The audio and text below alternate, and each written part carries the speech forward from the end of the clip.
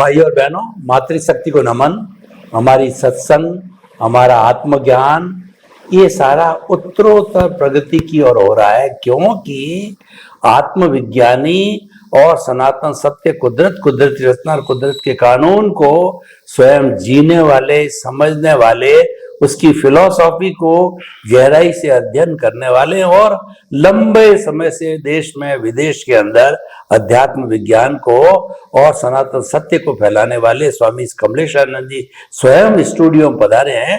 आप सभी की तरफ से स्वामी जी का बहुत बहुत धन्यवाद और आपके प्रति कृतज्ञता। जय सच्चिदानंद। जय सच्चिदानंद। स्वामी जी, आत्मा की बात कई वर्षों से, पिछले जन्मों का कोई समय का ही पता ही नहीं है, आज भी हो रही है, पहले भी हो चुकी है और आगे भी होती रहेगी। और लेकिन कोई जो है, क्योंकि अरूपी है, दिखने का तो प्रश्न ही नहीं है, ये तो विजन का सब्जेक्ट है। लेकिन फिर भी जो भी सब्जेक्ट हो, अर्थ ये है कि व्यक्ति 100 साल जिया, अच्छे अच्छे कार्य किए, बुरे बुरे जो कुछ भी कार्य करने थे उसको कर्मों के जो है भुगतान के अनुसार वो करके चला जाता है। फिर जाने के बाद में कोई इंडिकेशन नहीं रहती है। अपन इतनी बात बताते हैं, इतनी गतियों की बात बताते हैं, इतने भावों की बात बताते हैं, परंतु अल्टीमेटली जाने के बाद के अंदर ये प्रश्न लोगों के रहता है दिमाग में कि जाने के बाद के अंदर हमारा कोई भी प्रिय अप्रिय जो भी चला गया तो आखिर उसका क्या हुआ। हालांकि वो अरूपी होने के कारण वो हम उसको शब्दों में व्याख्यात नहीं कर सकते, लेकिन फिर भी कोई व्यक्ति ये मालूम करे कि इसका कुछ हुआ है तो इसका क्या अता पता, रिसोर्स वगैरह, अध्यात्म विज्ञान इसके बारे में कुछ बताता है तो कृपया ये गाइडेंस दीजिए। सभी श्रोताओं को मेरा नमस्कार। जय सच्चिदानंद। बहुत बड़ी बात है, लोगों को जिज्ञासा होती है कि अभी हमारे पिताजी, माताजी या नजदीक के व्यक्ति, भाई बहन जो भी है, पति पत्नी कहाँ गए, कौन से जगह पे रिबर्थ हुआ, ऐसा जानने की जिज्ञासा होती है और ये मानव सहज है। और इस प्रकार की ज्ञान की जागृति नॉर्मली केवल ज्ञानी को होती है, बिना केवल ज्ञान ये समझ में नहीं दिखता नहीं है। कभी कभी किसको आगे कहां गए वो नहीं दिखता है, मगर पीछे कहां थे वो व्यक्ति को अपना पिछला भाव दिखता है। ऐसा हो सकता है। इसको कहते हैं जातीय स्मरण ज्ञान। क्या बोलते हैं? जातीय स्मरण ज्ञान। हाँ, वो पिछला दिखता है, इसको अगला दिखता नहीं है। तो जातीय स्मरण ज्ञान के आधार से किसी को अपना पिछला भाव दिख सकता है। और जातीय स्मरण ज्ञान होने के लिए आत्मज्ञान होना या सम्यक ज्ञान दर्शन होना कोई जरूरी बात नहीं है। ये एक प्रकार की मेमोरी है कि when the person they died, मर जाता है, उस समय अगर उसका चित्त स्थिर रहता है तो ये पूरी मेमोरी कैरी फॉरवर्ड होती है और बड़े होने पर वो दिखती है। मगर मरते समय उसको बहुत दुख होता है, डिस्टर्ब होता है उनका चित्त यानी ज्ञान दर्शन, तो सब इरेज हो जाता है पिछली मेमोरी। फिर रिबर्थ होता है। इसके पीछे 9 महीने का समय माता के गर्भ में, तो उसमें सब कुछ इरेज हो, डिस्टर्ब हो जाता है, मतलब भूल जाते हैं। ये कॉमन थियरी है।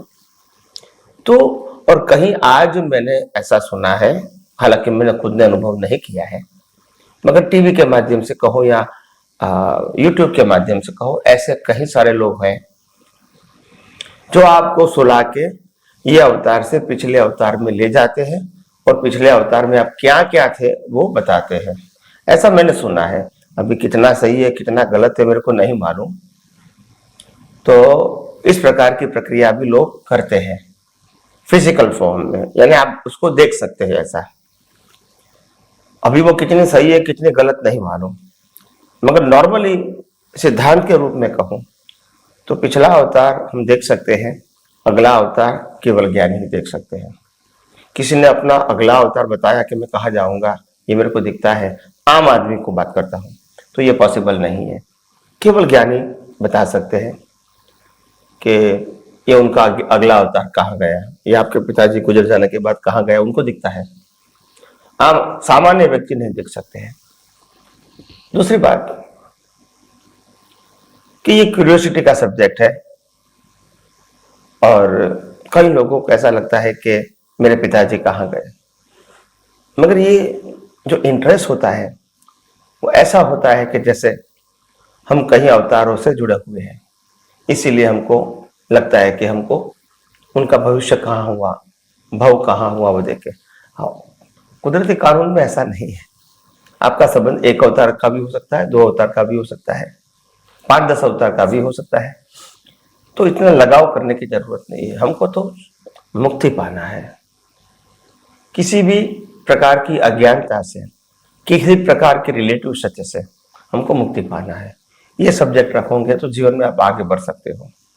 बाकी ऐसी घटनाएं जो जीवन में हो जाती है, इसमें आप इंटरेस्ट लगाओगे, हो सकता है कि कोई फल तो बड़ा नहीं मिलेगा, मगर आप फिर एजम्पशन करोगे कि मेरे पिताजी यहाँ गए हैं, मेरी माताजी यहाँ गए, एजम्पशन करेंगे और एजम्पशन ही बताएंगे, कोई प्रूफ नहीं होगा आपके पास। तो इसीलिए ऐसी बातों में एक विचारक होने के नाते, एक थिंकर होने के नाते, एक साइंटिफिक विजन होने के नाते उसमें नहीं पढ़ो तो वो अच्छा है। कोई बेनिफिट नहीं है। क्या बताया? बेनिफिट। अगर मानो कि हमने किसी ने हमको बताया कि तुम्हारे पिताजी यहां से यहां गए, फिर भी आप कुछ नहीं कर सकते हैं, तो इसीलिए कुछ कर सकते हैं वो तो सवाल है ही नहीं। तो जानने से मतलब क्या, मेरा कहने का मतलब ये है। तो ये क्यूरियोसिटी ठीक है, ह्यूमन साइकोलॉजी, मानसिकता हो सकती है, मगर वो इतना इंटरेस्ट वाला सब्जेक्ट नहीं है, कोई बेनिफिट नहीं है इसमें। तो मैंने जो बताना था आध्यात्म विज्ञान के माध्यम से, वो मैंने बताने की कोशिश किया। हो सकता है आपको इस जानकारी से कुछ ना कुछ प्राप्त किया होगा और उसमें आपको आगे बढ़ने में सहायक बने, यही मेरी शुभकामना है। स्वामी जी, आपका बहुत बहुत धन्यवाद। हमारी आत्मा जो है जन्म जन्मांतर में घूमती आई है और घूमती रहेगी, वो विषय नहीं है। विषय ये है कि आत्मा अपना जो गोल है उसको प्राप्त करे, और वो गोल मुक्ति का, मोक्ष का गोल है। तो ये गोल हमारे जो विजन के अंदर बहुत क्लियर रहना चाहिए, क्योंकि जब तक लक्ष्य ही विजन में क्लियर नहीं होगा तो फिर आप सनातन पुरुषार्थ क्या करोगे।